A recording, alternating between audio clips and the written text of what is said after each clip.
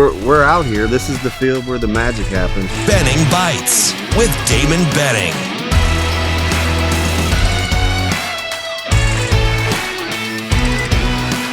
Benning Bites with Damon Benning. Another episode of Benning Bites brought to you by Hurrdat Sports. Listen, I'm competitive. We talk about different things with player props every single day at some point on this show. Underdog Fantasy Sports got you covered. You can go to the app.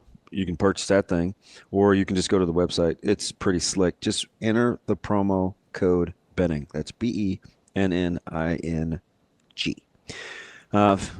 Pretty funny show, especially for a Monday. There's a lot to get to. Rapid fire. We went all the way back with Ohio State, Texas. We talked NFL. We talked college. We didn't even get to Creighton today, like we should have with a big road victory at Butler.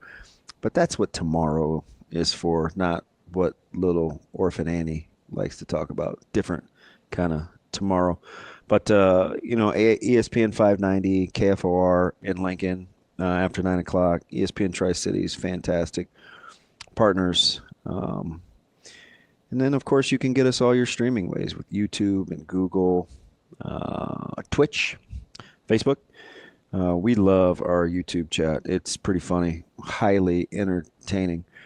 We were just talking about a multitude of things, and this time Nebraska basketball got a lot of the focus. Ravi asked some questions. Some I thought were a little rhetorical until I kind of got to the gist of what he was saying, especially in this segment with Sam McEwen. And, I said, Nebraska has gone, 3 halves without really playing Nebraska-esque kind of defense.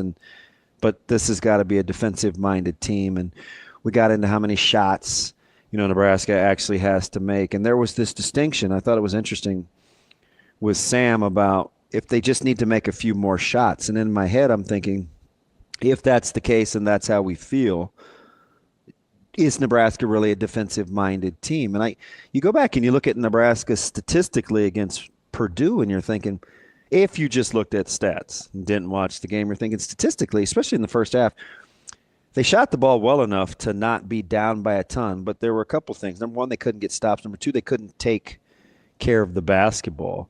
Once you start getting into that 17 turnover kind of deal, it's like, oh boy, how good can you be defensively? But then you go back and you watch contested shots and the analytics versus contested threes versus non-contested threes, and you're thinking, it wasn't a very good defensive performance. And that's on the heels of, and hopefully if you listen to either the pregame with Jake and Kent, or you caught some of the TV broadcasts when they caught up with Coach Hoiberg and Steve Bartow, Nebraska didn't hit on any of the benchmarks really that Coach Hoiberg wanted to address for a successive road win. And so I'm curious, going forward, obviously Rutgers has UCLA at home tonight. It's early. I think it's a 5:30 tip. How do you feel about these next couple of games with Rutgers and Maryland? I thought Nebraska, if you still wanted a shot at an outside shot at 10 conference wins, and for sure 9, you've got to get Rutgers at home. But in my heart of hearts, I'm like, do I really want to cheer for UCLA and have Rutgers coming in here reeling? I think I kind of do. Number one, it helps Nebraska's win, even though UCLA is fresh off laying an egg this weekend. UCLA can rack up all the wins that they want to now, and including one in Piscataway. And hopefully Nebraska can right the ship, because it's going to take a different kind of defensive effort. You're not defending the two-man game and ball screens with a very – now, although both point guards and Harp Jr. and what was going on in West Lafayette, two vastly different point guard styles, in my opinion. The thing about if you're what Nebraska was trying to defend Sunday morning with trying to keep Braden Smith out of the paint. Braden Smith is playing at a really, really high level. and he's making shots. You know, he was only 2 of 6 from 3 yesterday, but he'd shot it better.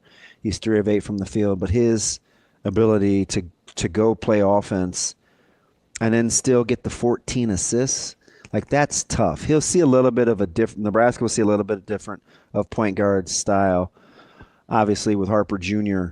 on Thursday. And will they or won't they? Will they hedge on these ball screens? You don't necessarily have to stay as attached to shooters with Rutgers because they don't shoot it as well as Cox and Lawyer did or will or are capable of.